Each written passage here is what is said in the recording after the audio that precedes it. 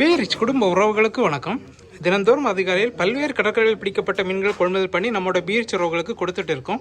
அந்த வகையில் முதலாவதாக கொள்முதல் பண்ண மீன்களோட காணொலியை பார்த்துருப்பீங்க. இப்போ ரெண்டாவதாக கொள்முதல் பண்ண மீன்களோட காணொலியில் பார்ப்போம் என்னென்ன மீன்கள் வந்திருக்குன்னு.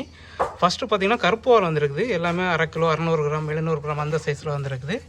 மீன் ரொம்ப ஃப்ரெஷ்ஷாக இருக்குது. அப்புறம் பார்த்தீங்கன்னா நவாரா வந்திருக்குது. இதை சங்கரனே சொல்லுவாங்க.